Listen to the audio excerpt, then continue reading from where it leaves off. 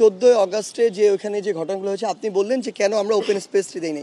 দেখুন এই মুহূর্তে দাঁড়িয়ে আসলে আমাদের কাছে অসংখ্য তথ্য রয়েছে যে বর্তমানে এখনও সেই চেষ্টাটি চলছে বিভিন্ন দেশের, শুধু না দেশের বাইরে থেকেও বিভিন্ন এজেন্সির মাধ্যমে, বিভিন্ন রাষ্ট্রের একদম রাষ্ট্রীয় মদদে অসংখ্য অর্থ খরচ করার মাধ্যমে দেশে একটি প্রতি বিপ্লব ঘটনার যেই প্রতি বিপ্লবটি একদম আমাদের স্পষ্ট তথ্য রয়েছে, যেই প্রতি বিপ্লবটি আসলে জনতার বিপক্ষে যাচ্ছে, ছাত্র সমাজের এই যে বিপ্লবটি হচ্ছে তার বিপক্ষে যাচ্ছে।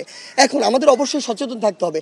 আমরা ওপেন স্পেস ছেড়ে দিয়ে সেখানে যদি হাজার হাজার মানুষ যারা এই চক্রান্তটি করছে, আসলে এরকম অসংখ্য মানুষ রয়েছে। আমরা দেখেছি 5ই আগস্টে যখন সরকার তখনকার স্বৈরাচার সরকার পদত্যাগ করে গিয়েছে, তাহলে আপনারা আমাকে এটি বলতে হবে যে এরপরে কেন আমার এই দেশে স্নাইপার দিয়ে শুট করে মানুষ মারা হলো, কেন চানখারপুল থেকে শুরু করে শহীদ মিনার কিংবা বাড্ডা কিংবা উত্তরায় অসংখ্য মানুষের মারা গিয়েছিল।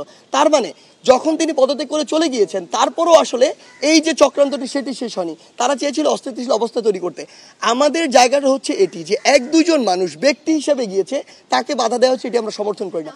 কিন্তু শেষ করি কিন্তু দলীয়ভাবে যে অবস্থানটি তারা তাদের জায়গা থেকে যেটি প্রত্যাশা করছিল যে সবাই মিলে করবে, এটি আইন শৃঙ্খলা রক্ষাকারী বাহিনীর পক্ষ থেকে এই মেসেজটি ছিল, গোয়েন্দা বিভাগের পক্ষে এই মেসেজটি ছিল যে এরকম বড় একটি আবার রিভার্স ম্যাসাকার তারা করার চেষ্টা করতে পারে। সেই জায়গা থেকে আমাদের ওই বিষয়টি ছিল যে ওইটুকুর জন্য আমরা সতর্ক অবস্থানে থাকব, ওই রকম অবস্থানটাকে আমরা সমর্থন করি না। এখন যে কথাটি বলা হচ্ছে এখানে ওনার জায়গা থেকে যে সূর্য সেন হলে এটি হয়েছিল, দেখুন শিক্ষার্থীরা এই যে আন্দোলনটি করেছে, আওয়ামী লীগের কিছু অন্ধ ভক্ত ছাড়া বাংলাদেশের যত % মানুষ আছে সবাই এটার সাথে সরাসরি যুক্ত ছিল। এখানে সকলেই বিভিন্ন আদর্শে বিশ্বাসী। শিয়া বাটার ও ভিটামিন ই সমৃদ্ধ lily glam beauty soap. Lily always beautiful. অনেক শিক্ষার্থীদের আমরা দেখেছি, সূর্য সেন হলের সকল শিক্ষার্থী যে এটাতে পার্টিসিপেট করেছে ব্যাপারটা এমন নয়। আমরা তো এইসব হলে থাকি, অন্যান্য হলে কোনো হলে দেখেছেন? বাকি 17টা হলে এরকম কোনো কাজ হয় না। সো ওই হলে কিছু অতি উৎসাহী শিক্ষার্থী শোক দিবসকে কেন্দ্র করে করেছে না, ব্যক্তিগত জায়গা থেকে করেছে, এমন একটি কাজ করেছে। ইভেন 32-এও এটি হয়েছে। আমরা সরাসরি বিভিন্ন টকশোতে বলেছি, মিডিয়াতে বলেছি, এই বিষয়টিকে আমরা সমর্থন করি না। আমাদের তারা একটি শোক পালন করছে, আমরা তাদের সাথে সমর্থন করি না। আমরা মনে করি না যে এই রাষ্ট্রীয় শোকটি তারা যেভাবে পালন করছে এটি হওয়া উচিত। কিন্তু তারা যদি ব্যক্তিগত জায়গা থেকে যতটুকু পালন করতে চায়, ওইটুকুতে ন্যূনতম রেসপেক্ট আমাদের শো করা উচিত। আমাদের অবস্থানটি হচ্ছে এটি। অর্থাৎ বিগত সময়গুলোতে আমরা যেটা দেখে এসেছি বাংলাদেশ 16 বছরে, যে কেউ একটি কাজ যখন ক্ষমতায় থাকে শুধু তারটি এস্টাবলিশ, বাকি সব কিছু না। আমরা এটা চাই না। সবাই সবার মতো করে লিমিটের মধ্যে থেকে যতটুকু করা উচিত ততটুকু তারা করবে, এবং ওই রেসপেক্টটুকু আমাদের তাদের প্রতি শো করতে হবে। আমাদের অবস্থান হচ্ছে এটা। কথাটা হচ্ছে আপনি যদি দায় দিতে চান, দায় আমাদের সবাইকে নিতে হবে। দায় আপনাকেও নিতে হবে, আমিও নিব, আওয়ামী লীগও নিবে, প্রত্যেকটা দল নিতে হবে বাংলাদেশে। এই দায় কোনোদিন একদিনে তৈরি হয় না। এই দায় 16 বছরে তৈরি হয়েছে। আমরা দেখেছি 16 বছরে পুরো বাংলাদেশের প্রত্যেকটি সেক্টর কিভাবে চুপ ছিল, কিভাবে ক্ষমতার অপব্যবহারের ফলে তারা তাদের জায়গা থেকে তাদের যে ভূমিকাটা পালন করা ছিল কেউ করেনি। এই যে জনবিস্ফোরণটি আপনি দেখছেন, যেটি হয়েছে 16 বছর পরে এই জায়গাটিতে দাঁড়িয়ে, এটি ঘটার পরে এখন সবাই সবার জায়গা থেকে যত কিছু বলার বলছে। 16 বছর ধরে যদি এই মানুষগুলো তাদের জায়গা থেকে কথা বলতো, বিষয়টি এ পর্যায়ে কখনো যেত না। যদি দায় নেয়, আমাদের সবাইকে দায় নিতে হবে। আমি এটাতে একদম দ্বিমত করবো না এই জায়গা থেকে। কিন্তু আপনি যদি দায় দেন, কোনো নির্দিষ্ট একটি গোষ্ঠীকে দিতে পারবেন না। কেন দিতে পারবেন না? কারণ আমরা দেখেছি, আমরা যখন ডিবি হেফাজতে ছিলাম, আমাদের সাথে যেগুলো হয়েছে মিডিয়া সেগুলো প্রকাশ করতে পারেনি। কেন? হয়তো এমন হতে পারে করতে দেওয়া হয়নি, কিন্তু পারেনি তো, এটাই তো বাস্তবতা। আমরা দেখেছি সরকার তার ক্ষমতার অপব্যবহার করে আমাদেরকে হেফাজতের নামে 6 দিন আটকে রাখা হয়েছে। একটা মানুষকে 24 ঘন্টার বেশি জিজ্ঞাসাবাদের জন্য কোনদিন আটকে রাখা যায় না।